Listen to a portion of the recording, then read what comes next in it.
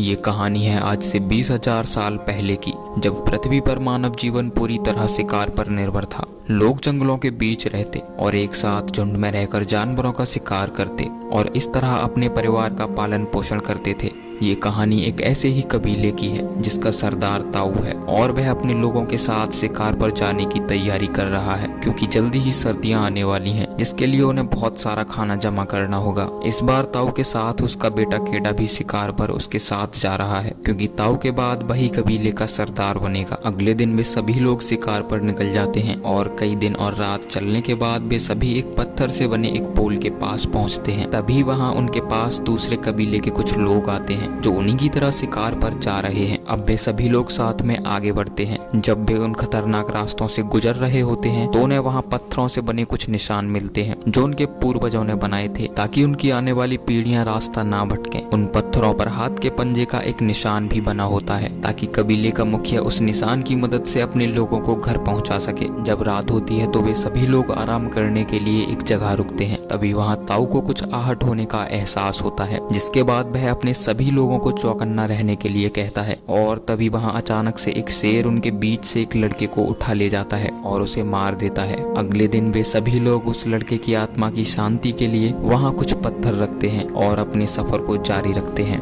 रात होने पर ताऊ अपने बेटे केडा के पास आता है और उसके हाथ पर एक निशान बनाता है जो रात में उसे उसके घर का रास्ता दिखाएगा। ताऊ केडा को अल्फा के बारे में बताता है, जो एक भेड़िया है और अपने झुंड का सरदार भी, जो हर कीमत पर अपने झुंड का ख्याल रखता है। अगले दिन उनके सामने जंगली भैंसों का एक झुंड होता है, जिनका शिकार करने के लिए वे सभी लोग एक साथ आगे बढ़ते हैं। तभी उनमें से एक भैंसा मारने के लिए उनकी तरफ बढ़ता है। ताऊ अपने बेटे केडा को वहां से हटने के लिए कहता है, लेकिन तब तक वह भैंसा उस पर हमला कर देता है। ताऊ अपने बेटे को बचाने के लिए उस भैंसे पर हमला भी करता है, लेकिन तब तक बहुत देर हो चुकी होती है और वह उसे अपने सींगों में डालकर पहाड़ी से नीचे फेंक देता है, जो पत्थरों से टकराते हुए एक पहाड़ी के बीच में जाकर एक पत्थर के ऊपर जाकर गिर जाता है। ताऊ ये देखकर बहुत दुखी होता है और वहाँ जोर जोर से चिल्लाने लगता है। उसके लोग उसे समझाते हैं कि उसका बेटा अब मर चुका है और वह वापस नहीं आएगा। थोड़े समय बाद ताऊ भी समझ जाता है कि उसका बेटा इस दुनिया से जा चुका है, इसलिए अगले दिन वे सभी लोग वहाँ केडा की याद में कई सारे पत्थर रखते हैं और उसकी आत्मा की शांति के लिए प्रार्थना करते हैं और वहाँ से चले जाते हैं। अब पहाड़ी पर केडा को दिखाया जाता है, जहाँ एक गिद्ध उसे नोचने के लिए उसके पास आता है। तभी केडा को होश आ जाता है, जिसके बाद वह अपने पिता को आवाज देता है,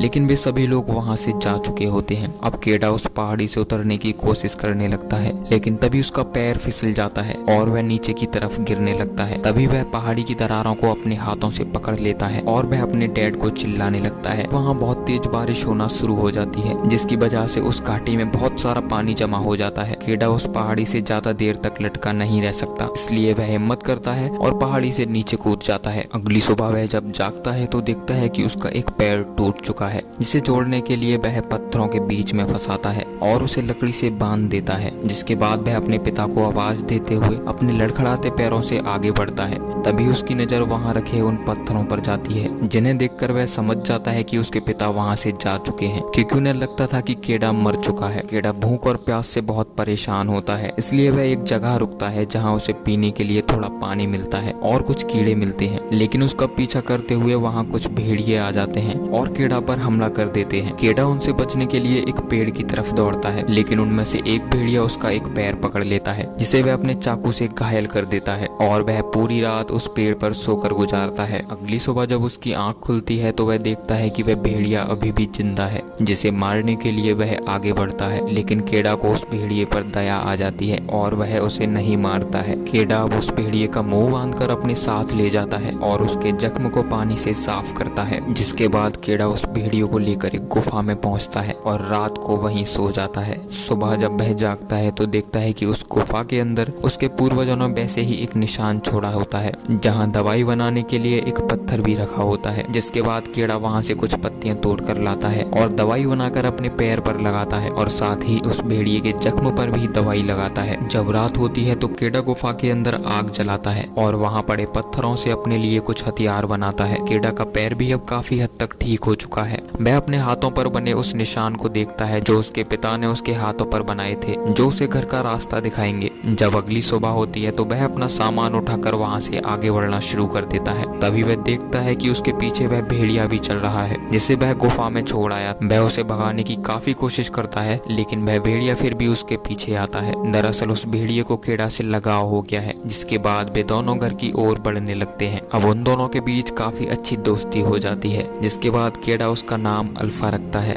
और वह अपना सफर जारी रखता है। एक रात जब केडा और अल्फा साथ बैठे होते हैं कि तभी अचानक से वहाँ बहुत सारे भेड़िए आ जाते हैं और हमला करने के लिए केडा की तरफ बढ़ते हैं। तभी अल्फा आगे बढ़ती है, जिसके बाद वे सभी रुक जाते हैं। दरअसल भेड़ियों का ये झुंड अल्फा का परिवार होता है जिनके साथ वह रहती थी। केडा जब ये देखता है तो वह अल्फा को उसके परिवार के साथ जाने के लिए कहता है, जिसके बाद अल्फा केडा की तरफ देखती है और वहाँ से चली जाती है। केडा इस सफर में एक बार फिर से अकेला रह जाता है। अब वहाँ सर्दियाँ भी काफी बढ़ने लगती हैं और बर्फबारी भी शुरू हो जाती है। केडा एक बार फिर से अपने हाथ पर बने उन निशानों को देखता है और अपने घर की ओर बढ़ने लगता है। केडा को चलते हुए कई दिन बीत जाते हैं। तभी वहाँ उसे अल्फा दिखती है जो अपने झुंड के साथ शिकार कर रही होती है। ये देखकर केडा उसकी ओर दौड़ता है कि तभी वहाँ जमी बर्फ टूट जाती है और वह पानी के अंदर चला जाता है। अल्फा भी केडा की आवाज सुनकर वहाँ आ जाती है और उसे बचाने की कोशिश करने लगती है कि तभी केडा अपने चाकू से बर्फ की परत को तोड़कर बाहर आ जाता है और वह ठंड से बचने के लिए आग जलाता है और अल्फा को हक करके सो जाता है। अब एक बार फिर से अल्फा केडा के पास वापस आ जाती है, लेकिन ठंड लगने की वजह से केडा की तबीयत अब खराब होने लगती है कि तभी उसे वहाँ एक टेंट दिखता है जहाँ एक आदमी बैठा होता है। वह मदद के लिए उसके पास जाता है, लेकिन वह आदमी ठंड लगने की वजह से मर चुका होता है। केडा उसकी जरूरत का सामान ढूंढने के लिए टेंट के अंदर जाता है, लेकिन वहाँ उसे कुछ भी ऐसा नहीं मिलता है जिससे केडा की मदद हो सके। केडा की तबीयत अब और खराब होने लगती है, उसके मुंह से खून आना शुरू हो जाता है। केडा और अल्फा दोनों टेंट के बाहर उदास बैठे होते हैं कि तभी केडा अब उस आदमी के हाथ से उसका धनुष लेता है और अल्फा के साथ आगे बढ़ने लगता है। लेकिन तभी वहाँ बर्फीला तूफान आ जाता है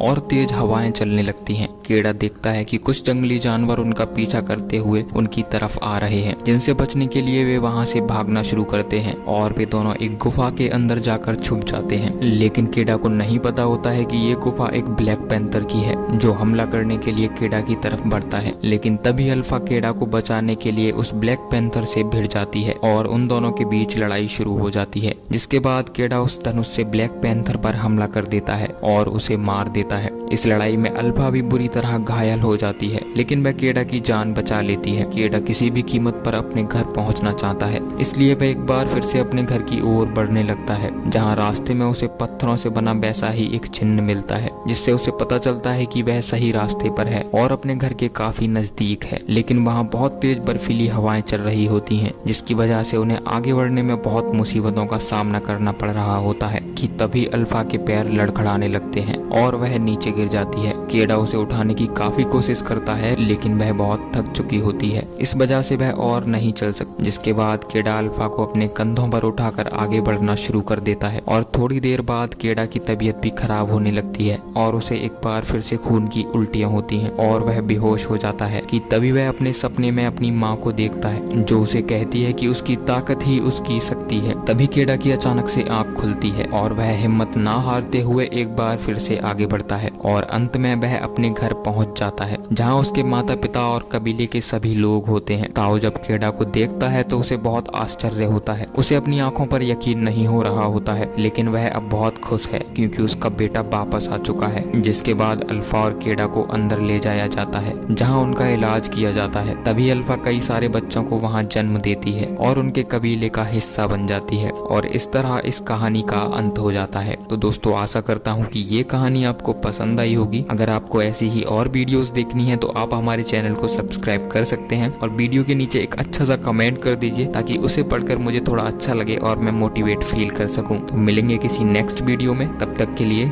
जय श्री कृष्णा।